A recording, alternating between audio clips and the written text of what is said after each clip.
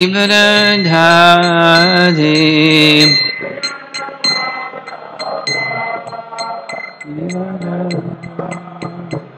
Jasodanandana Braja Jana Ranjana Jasodanandana Braja Jana Ranjana Jamuna Tira Vanachari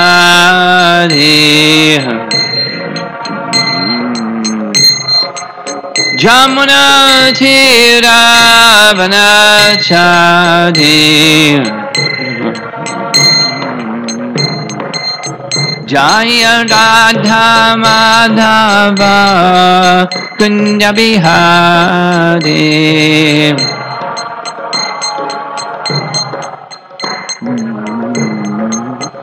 Jaya Radha Madhava Kunja Bihari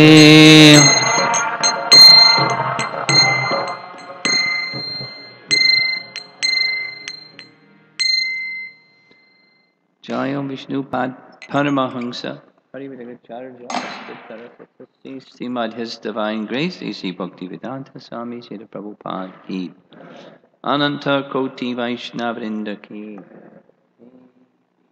Kishori Ki Sambhida Bhakta Vrinda Ki Janatai Gaur Premanandi. All glories to the assembled devotees, all glories to Sri Guru and Sri Gauranga.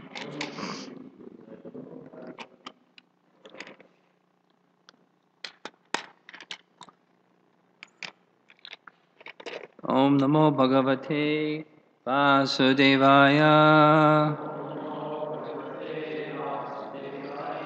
Om Namo Bhagavate Vasudevaya. Om Namo Bhagavate Vasudevaya.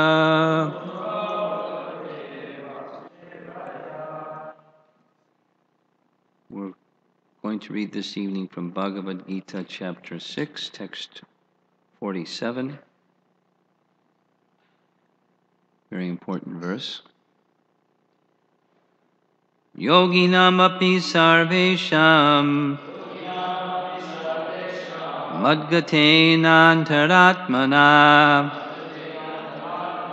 shraddhavan bhajate yomam samyukta tamo mataha. Yoginam api sarvesham madgatena antaratmana Shraddhavan bhajate yomam samyukta tamo mataha.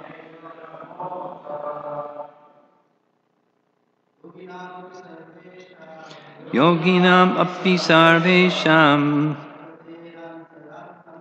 madgatena antaratmana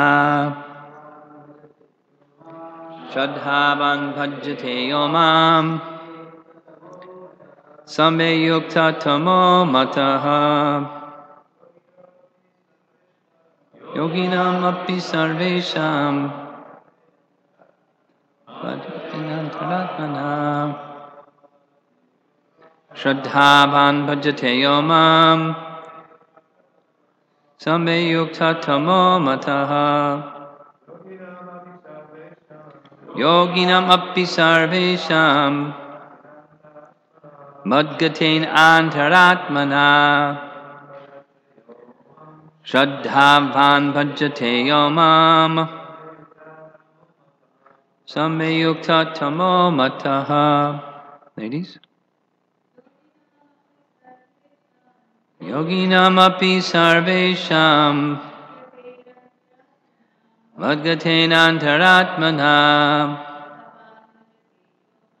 Shraddhavan bhajate yomam samyukta tamo mataha. Yoginam api sarvesham madgaten antaratmana Shraddhavan bhajate yo mam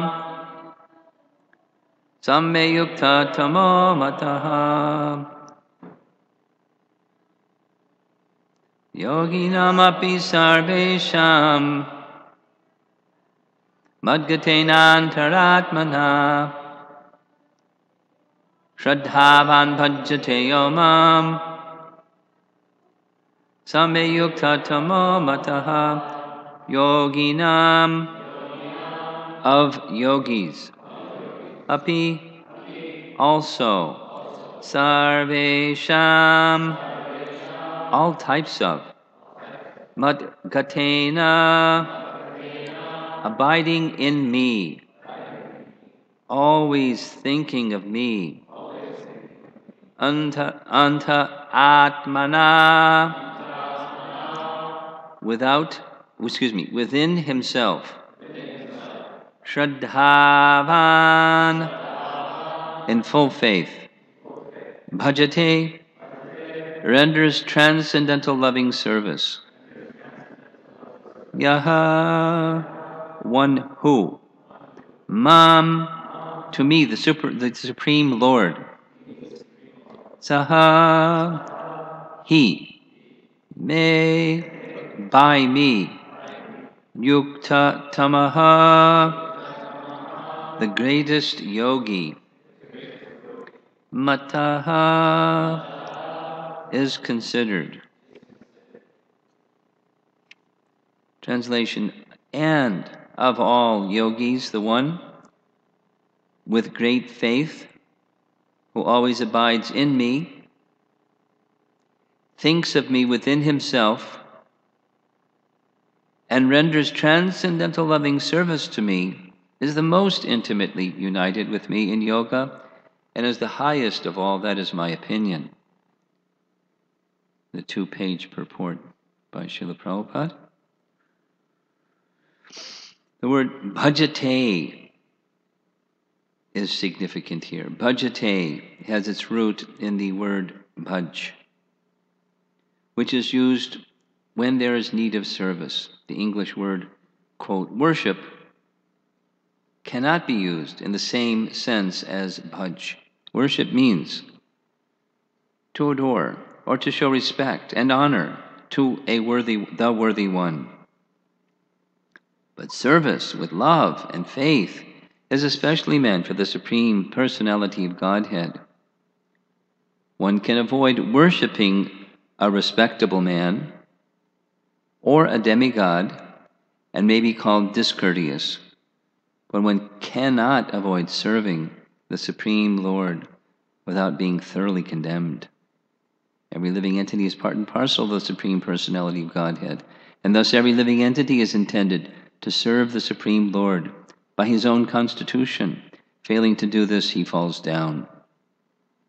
The Bhagavatam 11.5.3 confirms this as follows.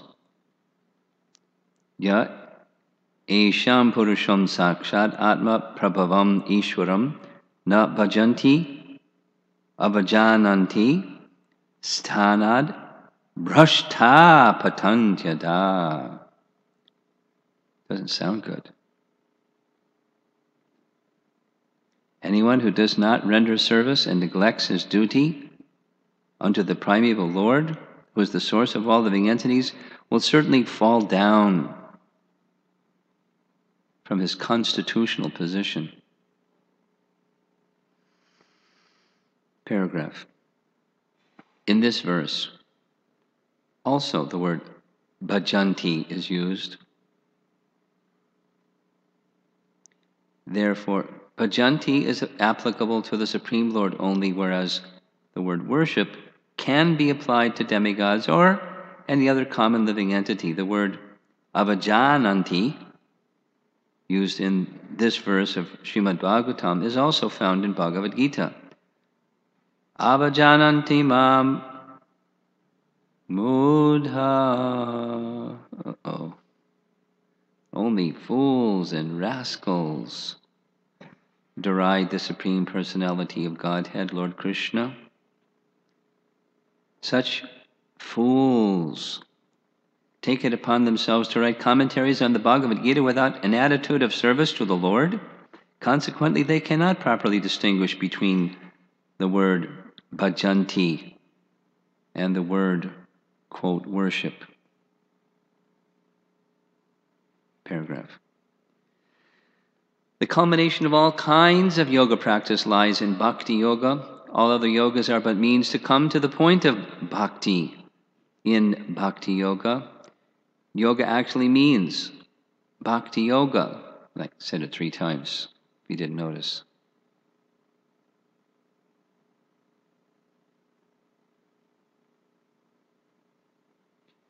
All other yogas are progressions toward the destination of bhakti yoga.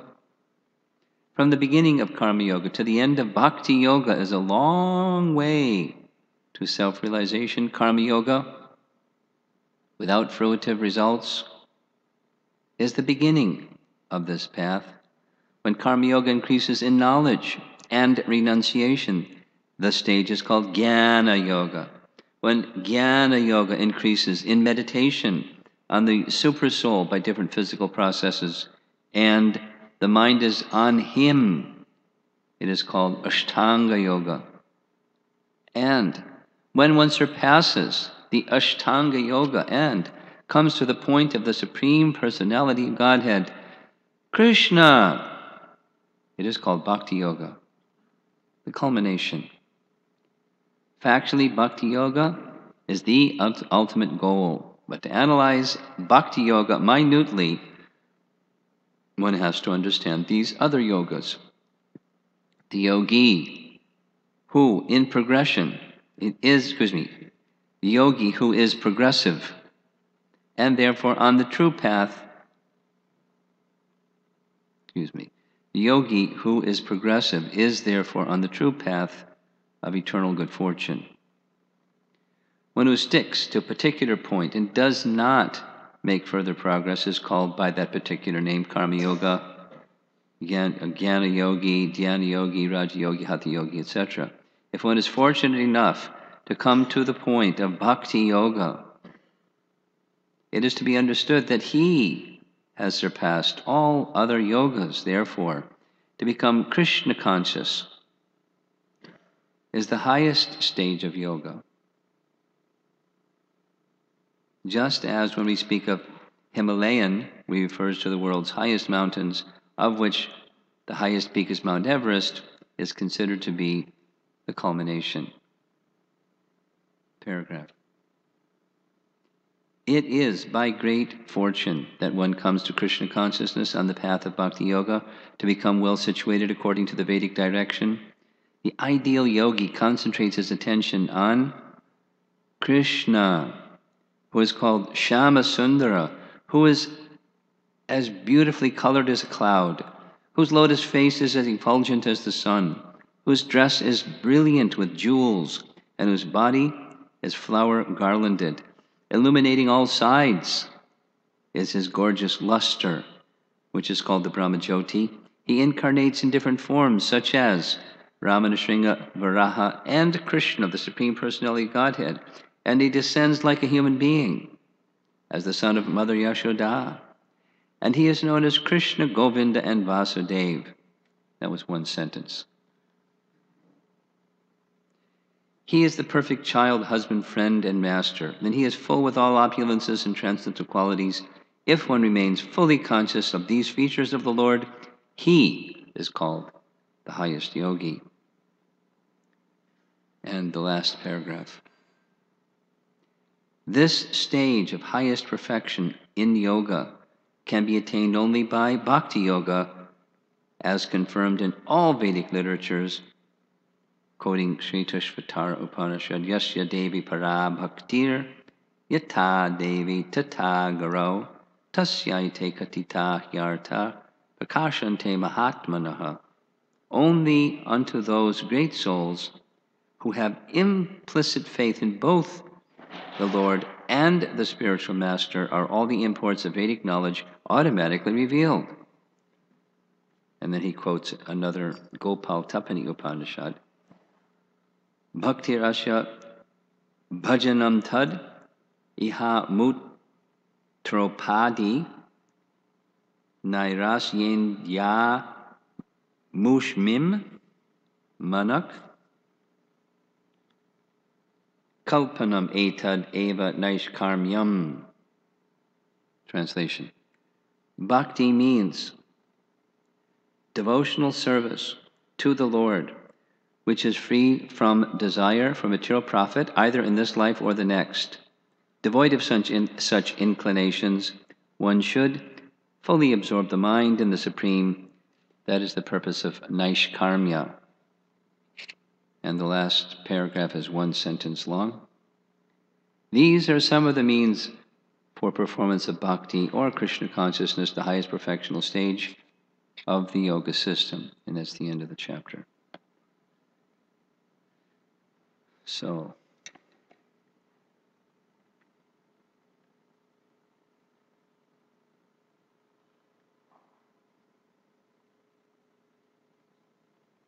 there's only half an hour to speak on this.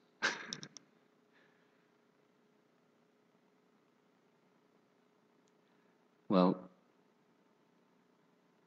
the yoga ladder is just gesture in the direction rather than expand on it. The whole of Bhagavad-gita subject matter is bhakti. In Baladev Vidyabhusan's commentary, he glosses the first 6 chapters, and he says, in summary, that the essence of all of them, while some speak of this, this, and this, the essence is Nishkam karma, as is the reference of this final reference to the Gopal Tapani Upanishad. Nishkam karma. If we remember back to chapter 2, Krishna has explained Sankhya, the first portion, and says, now I'm going to explain Bodhi Yoga. And Bodhi Yoga requires one thing. Vyavasayatmika Bodhi Ekeha Kudanandana. And the obstacle of that one thing, well, it's two obstacles. The combined obstacle of not getting it, that we're not this body, and then the consequent attachment to the fruits of activity. And therefore, the theme that's woven through these, according to Baladev Vidyabhusan, through the first 6 chapters is detachment from fruitive activities. So going back about 10 verses, in describing the yoga system to Arjuna, Arjuna says, yikes. How is this possible? Seems more difficult to do what you're asking, control the mind, than controlling the raging wind. Krishna says, yep, but it's possible. And then detail it about constant practice and detachment. So then Arjuna has a doubt. I'm paraphrasing in a summary way because of time. I have a doubt. What's that? Well, what happens if I don't make it? I like, but I don't make it. And then I'm neither there nor here. I'm nowhere. And Krishna explains, of course, that's not so. The unsuccessful yogi is the subject. And again, in Baladev's purport, he's pointing to this bhakti as the way to actually fulfill Nishkam karma. In fact, bhakti is the way to dissolve material existence, like including the subtle body, which is the repository of desires, the material ones, and the false ego, our dear friend, and the material intelligence that keeps us very actively engaged in figuring out ways to get fruitive gain, even from the house of bhakti.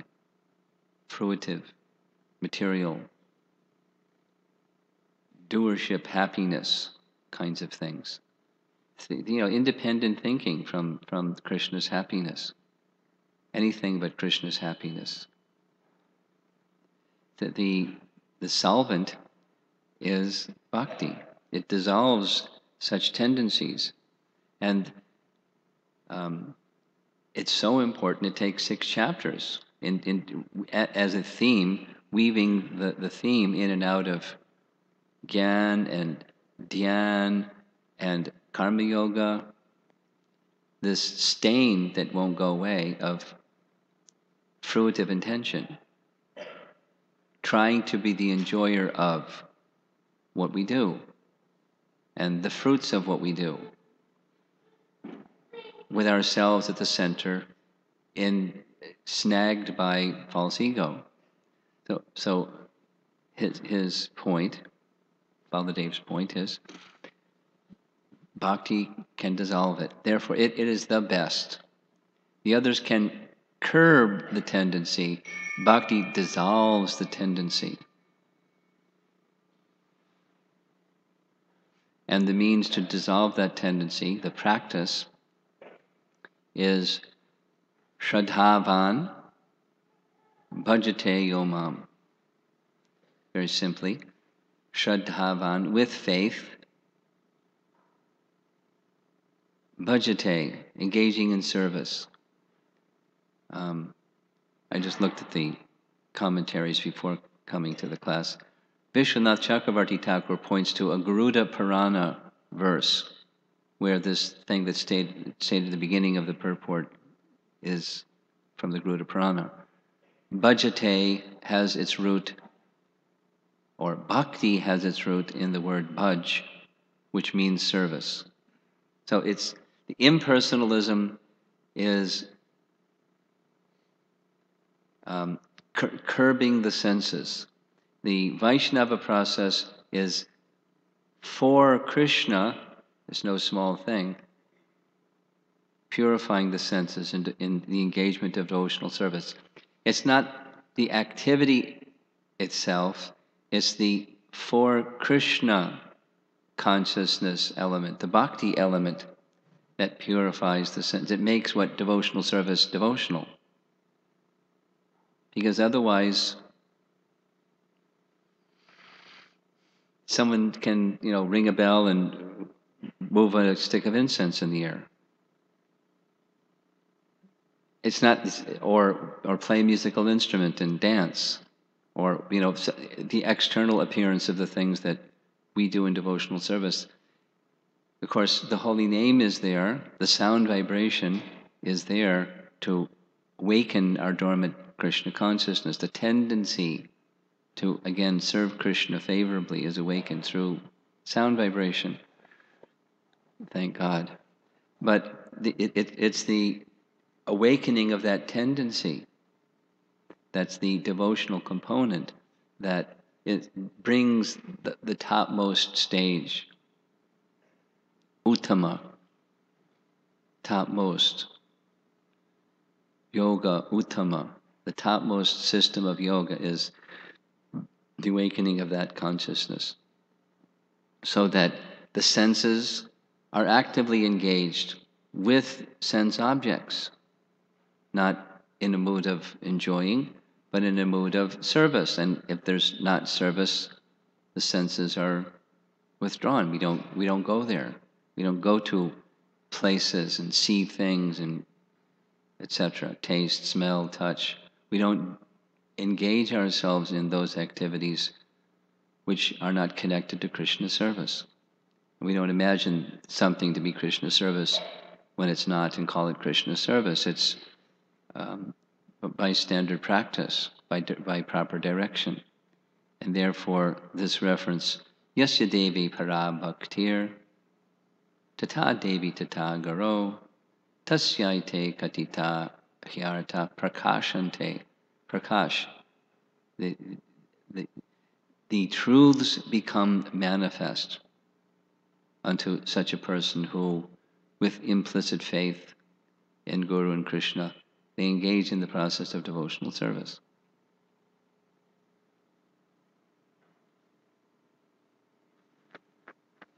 Shraddhavan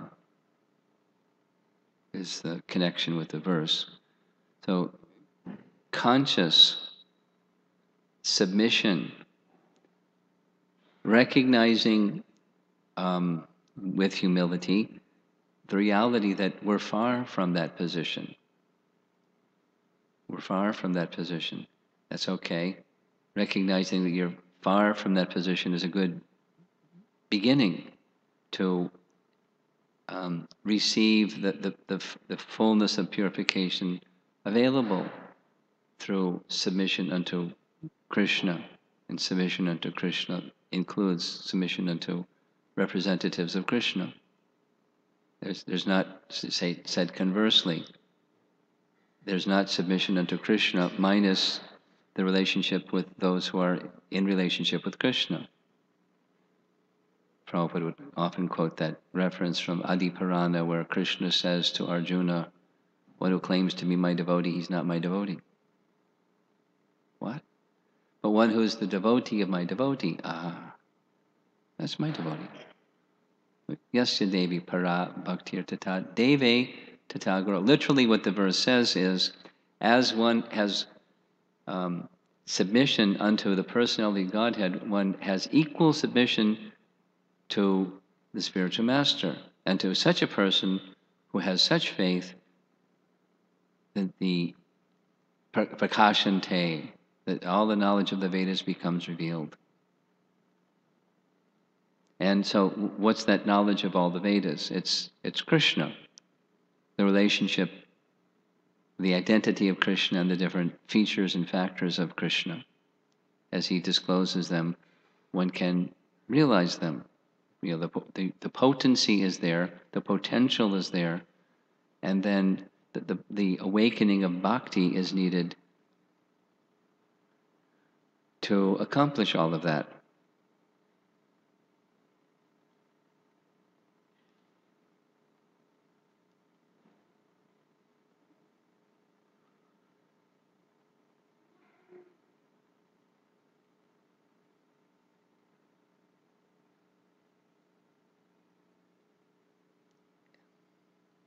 In our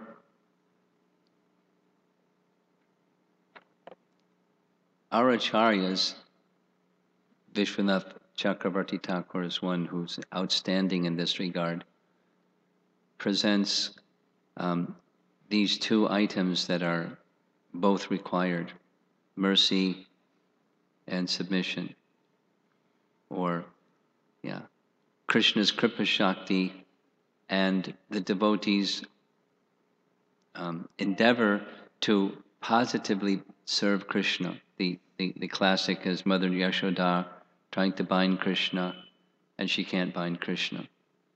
She's making an endeavor. But because her love is so strong, Krishna exhibits his mercy potency, and then she can bind Krishna.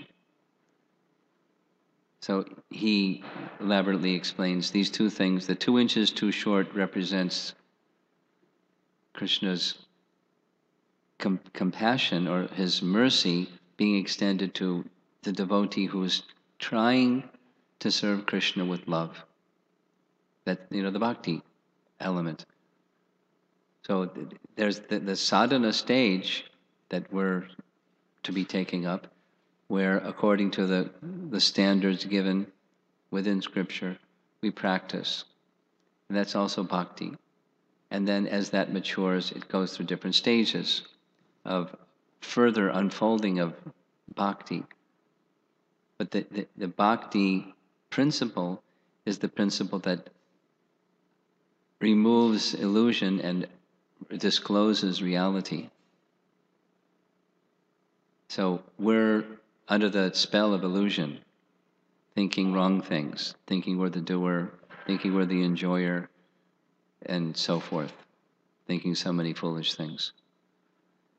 It takes a faithful person to go beyond that, and that faithfulness connects one with humility, and faith connects one to the awakening of bhakti.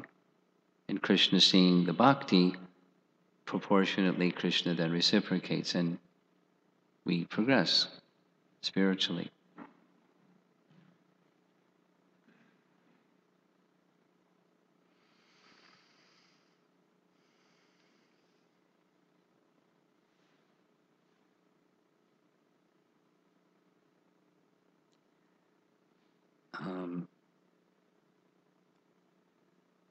Prabhupada spends a full page delineating this word bhajanti and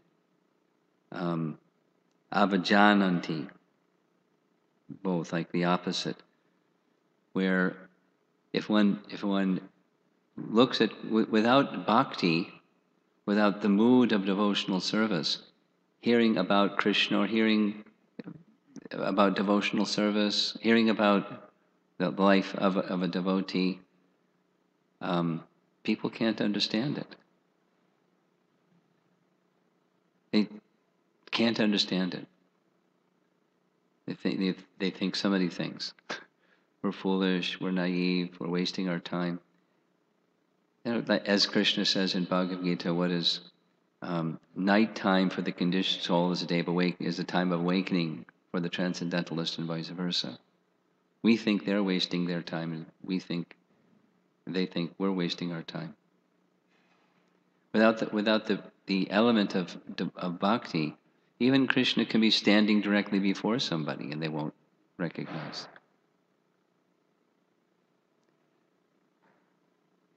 So, to the degree that there's some faith, we can move on the path of bhakti, and unknowingly, even if somebody doesn't have faith, unknowingly hearing transcendental messages, hearing the holy name and hearing the messages of Bhagavad-gita, it's having an effect because the sound vibration is fully transcendental. So the unsuccessful yogi becomes successful when bhakti awakens, because the unsuccessful, including ourselves, the unsuccessful bhakta, what's holding us back is our strong affinity for being enjoyers instead of Krishna as the enjoyer. The successful yogi of all the different categories comes to this stage where fruitive intention is dissipated by the power of acting simply for the pleasure of Krishna. It's such a small thing, but it's such a big thing. We take any activity. Take book distribution activity, or take deity worship activity, or being the pot washer activity, or being in charge of something activity. Take any activity, and as long as fruitive intention is there,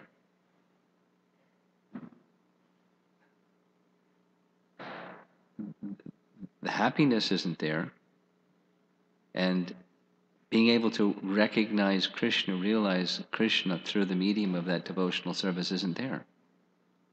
And so the happiness isn't there, and so the mind is going to here and there.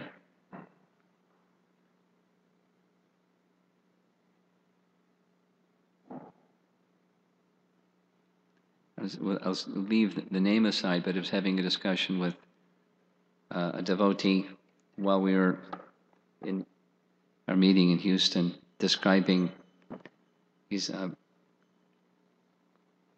very experienced in working with new people. I'm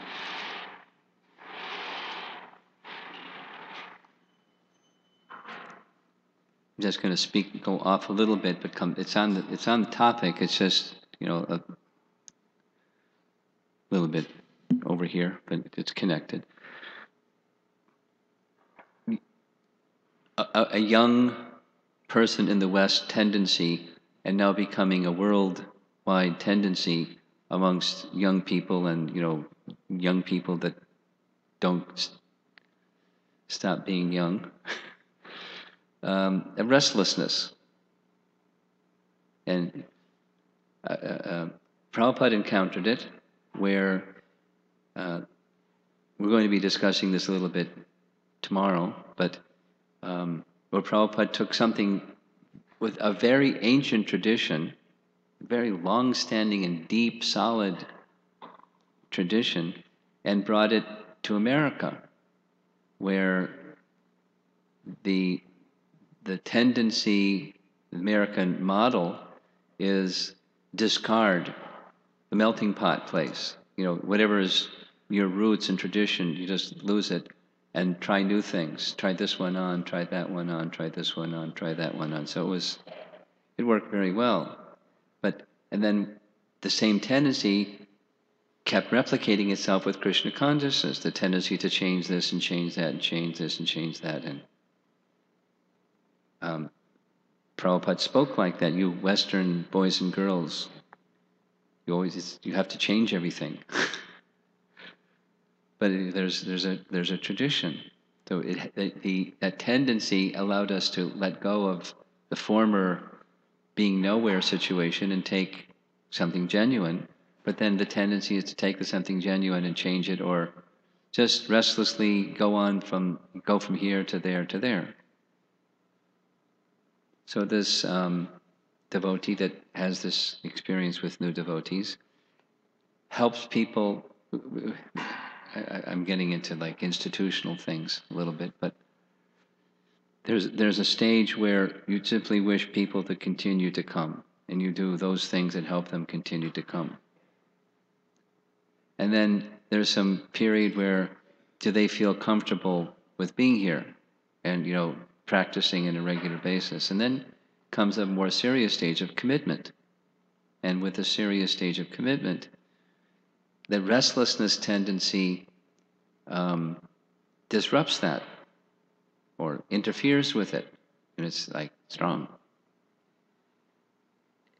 In part, it's because of the same subject matter, that the real essence of bhakti hasn't been accepted. It's more the newness of this and the newness of that, and learning some things, and it's very exciting, and then now I learned this thing, now I want to go learn that thing, and I'm going to learn another thing.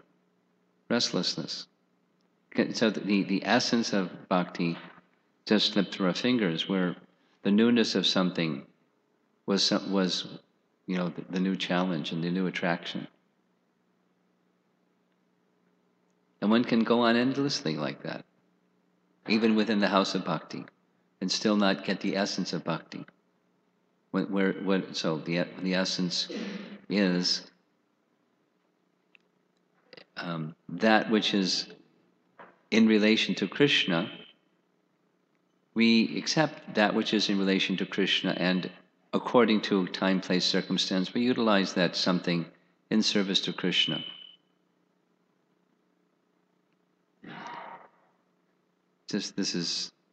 It's application in our real world of what this message means in practical terms.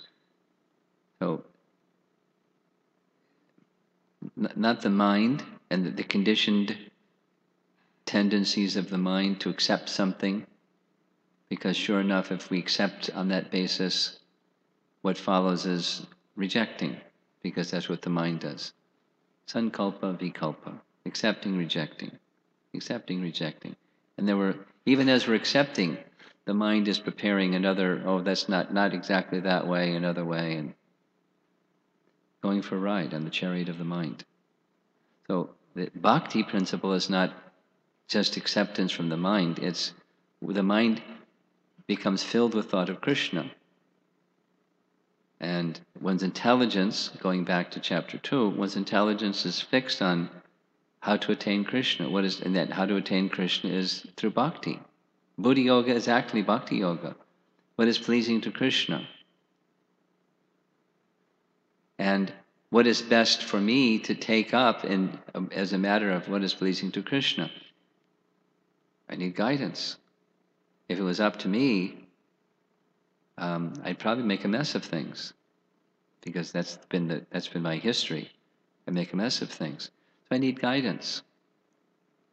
And then again, this Yasya Devi Para Bhaktir reference towards the end of the purport. And the next one, the reference is this: Naishkarmya then is dissipated. Bhakti is where that implicit faith is there. It's beyond our immediate and direct experience, although intuitively or in our heart of hearts we know transcendental reality exists, but we're not there yet. So with implicit faith in Krishna exists and the guidance coming to me to reach Krishna, I can find that connection with Krishna very nicely. In the next verse, Krishna is going to say, now I'm going to tell you how to. But this is establishing the principle. So I'll stop there and see if there's any discussion. Yes? You were talking about the restlessness of the mind. Yeah. How can we help children with restlessness of the mind? Because being in a child's body, it's natural, the tendencies to go from one thing to the other, but how to help them? I can understand as an adult, how to practice that, how to control the mind, but how to help children? Well, I don't know why you're making that distinction exactly. Because adults that can't control their mind are like children. And there are children that can control their mind and they're more controlled than adults. So, did you read that little Vatsasura piece from Bhaktisiddhanta Saraswati Thakur, where maybe this is what you mean, that he calls it childishness of children is natural. But so the art he directs is those childish activities or propensities be directed, encouraged, of course, not forced, but directed, encouraged towards Krishna, Krishna-centered.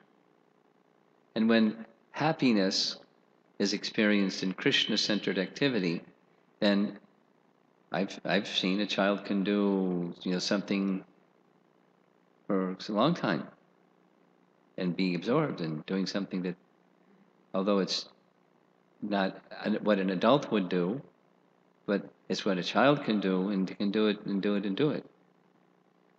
So Krishna centerizing those propensities, along with the message, so that the child can understand in language according to the age of the child, that they can understand, doing this has this result and doing that has that result. In a way that parents or adults know how to say those things to children. By question or by whatever method. So that there's some consciousness behind the childish activity. At least, in principle, conceptual. Maybe not with matured stage of understanding, but conceptual, basic element of understanding.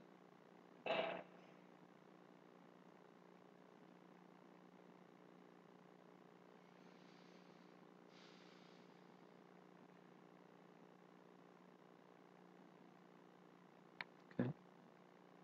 Yes. On the point of happiness in Krishna-centered activities. Yeah. One devotee expressed that they're afraid, I shouldn't say afraid, that they don't think that their happiness that they're experiencing at their level of Krishna consciousness is necessarily real or pure happiness. And the second is that happiness, if they think I'm happy, they're afraid that might make them complacent. So what would be an appropriate response? Or Depends on the individual, of course, and the circumstances that the under discussion. Prabhupada didn't warn us, don't be happy, because you might become complacent. His advice was, be happy, chant and be happy. But that happiness that can cause complacency is a self-centered happiness, and then it's, I'm at the center and it's all about me and my happiness. Now I don't have to strive anymore because the misery is gone and it's now happiness. And then when the misery sets in, then I'll stop being complacent and do something again. But that's selfishness, and it's fruitive. So through purification and education, the standard of what real happiness is another quality. It's besides, it's not selfish, it's Krishna-centered. It doesn't fade. Complacency is foreign. Complacency is there for people who are fruitive and don't really know what real happiness is. So one should strive for Krishna's happiness, and that's the standard of happiness. And going back to the first part, well, when I experience happiness, how do I know? I'm not convinced, I'm not sure that it's transcendental happiness. For the most part, it's probably not. Just like a very fair, realistic assessment of us is we're mixed. So there's some real and some other.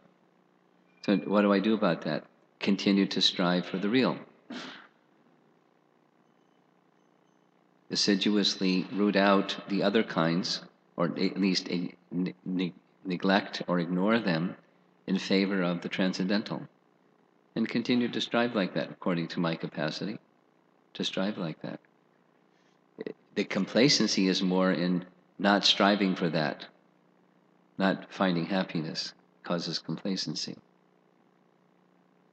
When there's genuine humility, and that genuine humility means minimally, I'm a tiny spirit soul, part and parcel of Krishna, and I'm in this material atmosphere because I desire to enjoy separately from Krishna.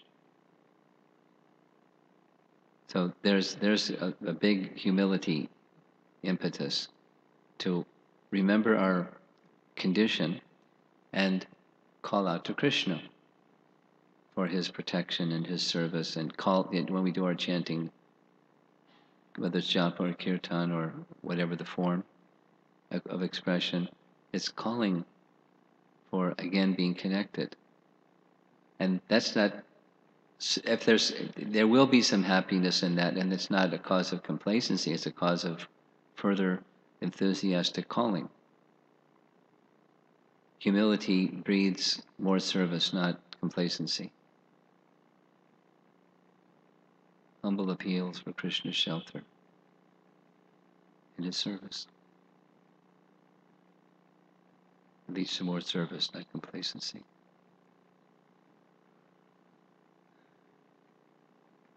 Yeah. Something else?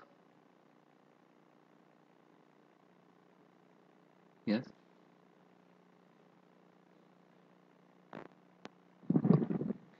Hare Krishna Maharaj. I just wanted to know, my tendency is that I don't want things to change. You don't want what to change? Things like services to change. You don't want your services to change? Yeah. But Good. if I'm being indicated by the authority to perform some other service, what should I do? Like, how do I know what Krishna wants? Here's an answer that Prabhupada gave to a very similar question. One devotee asked Prabhupada, is it okay to be attached to your service? And Prabhupada said, yes. Unless you're then assigned some other service, and then you should give up the attachment to the former service and be attached to the new service because that's what's assigned to you. So the attachment should be to carrying out service. That's Prabhupada's indication. And that's the position of happiness. It's not this versus that. I mean, we have our nature, And those that are properly situated to guide others understand nature. So they encourage someone to do something according to their nature.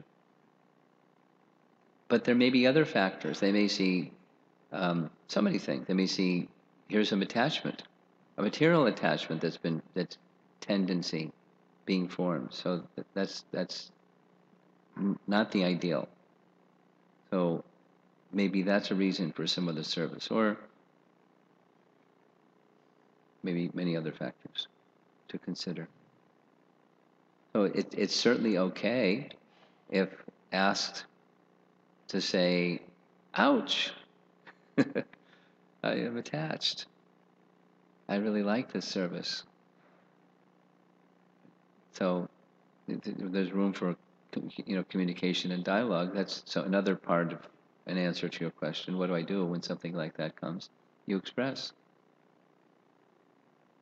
But at the same time, after expressing the indication, whatever the indication is in conclusion, then accept that. As we just read this morning, when King Prithu, chapter 21 of Canto 4, King Prithu he just had a big yagya, and Lord Vishnu came, and everyone offered their prayers, and he gave his benedictions to Prithu, and he went back to his kingdom. So he's back in his kingdom, big reception, and now he's addressing demigods and great sages and learned personalities and rishis, and so he says,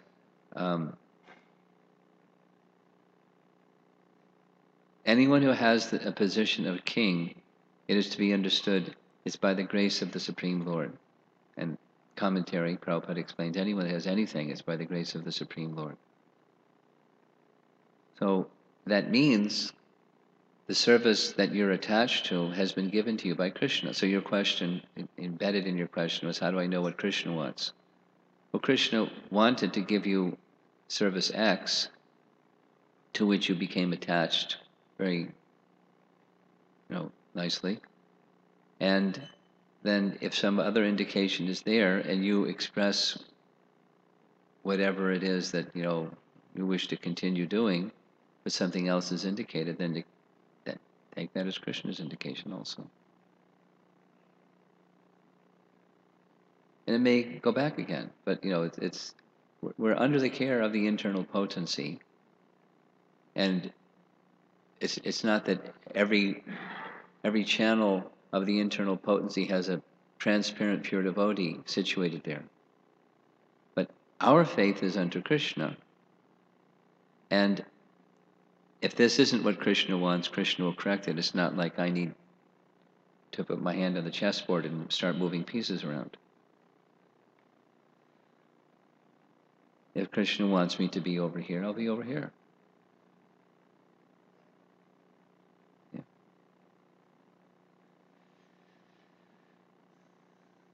Someone else had their hand up? You? Luke? Yeah. This is our last question because we're at 7:30 and we're supposed to end. Hare Krishna Maharaj. One comment from the purport was, Prabhupada mentioned, to perfectly analyze Bhakti Yoga, one should understand Karma Yoga and Jnana Yoga, the other yogas. So you discussed this, that was, implicitly within your discussion. I was hoping you could just address this point. I heard the first part, but the last sentence you kind of mumbled a little bit, maybe because there was feedback. I was hoping you could address this statement. Why expand on we it. must also understand Karma Yoga, Jnana Yoga? Yeah. There are elements of, there are subsets of. So Bhakti is the essence, and there are subsets of that essence. So to carefully understand the essence, it helps to understand the subsets of that essence. There are supportive components of Nishkama karma, activity that's without attachment, can be understood less perfectly than through the lens of bhakti. But if we look at detached work, detachment from the fruits of work through the lens of bhakti, then we can understand what that important element, detached work. And then the role of knowledge, sambandhagyan, and how does that play into devotion to Krishna? Because after all, one can, just by devotional service, causeless knowledge and detachment come, so we don't need to read books. We don't need to worry about being attached. We can just do devotional service. But it helps to know what attachment, detachment are, what knowledge and ignorance are. And when done properly, it's not Gyan Yoga, Karma Yoga, but it's Bhakti Yoga and elements of Bhakti Yoga. Okay, we're going to end. Thank you very much. Prabhupada Ki Jai.